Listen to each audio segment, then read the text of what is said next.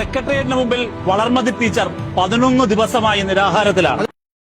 സഖാവ് റഹീമെ, ലേശമെങ്കിലും ഉളുപ്പുണ്ടോ എന്ന് ഞാൻ ചോദിക്കുന്നില്ല. കാരണം നിങ്ങൾക്കതില്ല. നിങ്ങൾ എന്താണ് പറഞ്ഞത്? വളർമതി ടീച്ചർ 11 ദിവസമായി നിരാഹാരം കിടക്കുന്നുണ്ടെന്നല്ലേ? എന്നാൽ അതിനുള്ള നടപടികൾ പുതിയ വിദ്യാഭ്യാസ മന്ത്രി സ്വീകരിച്ചിട്ടുണ്ട്. അവർ നിരാഹാരവും അവസാനിപ്പിച്ചിട്ടുണ്ട്. പക്ഷെ ഇതൊക്കെ പറയാൻ താങ്കൾക്ക് എന്താണ് യോഗ്യത? 10 വർഷക്കാലത്തോളം എത്ര ചെറുപ്പക്കാരാണ് നിരാഹാരം കിടന്നത്? അവരെയൊന്നും മൈൻഡ് ചെയ്യാതെ ഡൽഹിയിൽ പോയി സമരം വിജയിച്ചെന്ന് ആഹ്വാനം നടത്തി നമ്മുടെ നാട്ടിൽ മിഠായി വിതരണം നടത്തിയവരാണ് നിങ്ങൾ. അതുപോട്ടെ, എത്ര ആശാ വർക്കർമാരാണ് 2 വർഷത്തിലേറെ നമ്മുടെ നാട്ടിൽ സമരം ചെയ്തത്? അവരെ നിങ്ങൾ പാട്ട പറക്കിയെന്നുവരെ കളിയാക്കി. അതുപോട്ടെ, ഒരു പ്രാവശ്യമെങ്കിലും ഏതെങ്കിലും ഒരു സഖാക്കൾ അവരെ സന്ദർശിച്ചിട്ടുണ്ടോ? അതുപോലും ചെയ്യാത്ത നീയാണ് ഫ്രണ്ട് ക്യാമറയും ഓണാക്കി വളർമതി ടീച്ചർ 11 ദിവസമായി പട്ടിണി കിടക്കുന്നു എന്ന് പറയാൻ. കുറച്ചെങ്കിലും നാണമുണ്ടോ? നാണം. നമ്മുടെ നാട്ടിൽ കുറെ കുട്ടി സഖാക്കൾ ആഹ്ലാദിക്കുന്നു, സന്തോഷിക്കുന്നു. പ്രിയപ്പെട്ട മുഖ്യമന്ത്രിയുടെ സോഷ്യൽ മീഡിയ കൈകാര്യം ചെയ്തിരുന്ന യുവാവിനെ MDMA പിടിച്ചെന്ന്. എന്നാൽ പിടിച്ചത് നിങ്ങളാണോ? പുതിയ ആഭ്യന്തരമന്ത്രിയായിട്ടുള്ള രമേശ് ചെന്നിത്തലയുടെ പോലീസല്ലേ?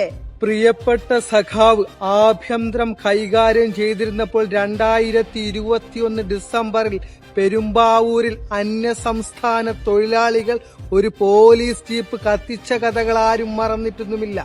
സഖാവിന്റെ വീടിന് മുമ്പിൽ ഒരു പോലീസ് ജീപ്പ് കാവൽ നിർത്തി നശിപ്പിച്ചതും ആരും മറന്നിട്ടില്ല. പിന്നെ അന്യസംസ്ഥാന തൊഴിലാളികൾക്ക് മാരകമായ ലഹരി വസ്തുക്കൾ ഉപയോഗിക്കാൻ അവസരം കൊടുത്തതും ആരും മറന്നിട്ടൊന്നുമില്ല. പിന്നെ മെസ്സിനെ കൊണ്ടുവരാമെന്ന് വ്യാജ പ്രചരണം നടത്തി ജനങ്ങളെ പറ്റിച്ചതും ആരും മറന്നിട്ടൊന്നുമില്ല. അവിടുത്തെ സ്റ്റേഡിയം നവീകരിക്കുന്നതിന്റെ ഭാഗമായി 500 കോടി മുക്കിയതും ആരും മറന്നിട്ടൊന്നുമില്ല. സഹകരണ ബാങ്കിൽ നിന്ന് 10 കോടിയോളം തട്ടിപ്പ് നടത്തിയതും ആരും മറന്നിട്ടൊന്നുമില്ല. രക്തസാക്ഷി ഫണ്ടിൽ നിന്ന് കൈയിട്ടു വാരിയതും ആരും മറന്നിട്ടൊന്നുമില്ല.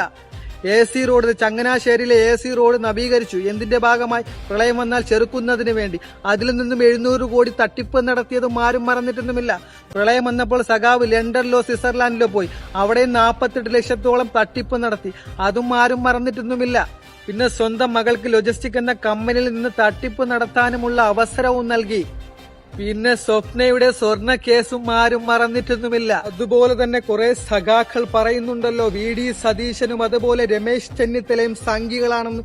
എന്നാൽ അവർ ഭരണത്തിൽ വന്നതിന് ശേഷമല്ലേ ഏതൊരു RSSന്റെ പേരിലും ഒരു സാധാരണക്കാരന് കംപ്ലൈന്റ് കൊടുക്കാൻ അവസരം കിട്ടിയത്? ഇവിടെ PC ജോർജ്, അതുപോലെ വെള്ളാപ്പള്ളി, ശശികല ടീച്ചർ ഇവരെല്ലാം വർഗീയവാദം പറഞ്ഞിട്ടില്ലേ? ഏതെങ്കിലും ഒരു സഖാക്കൾ അവർക്കെതിരെ എന്തെങ്കിലും നിലപാടുകൾ എടുത്തിട്ടുണ്ടോ?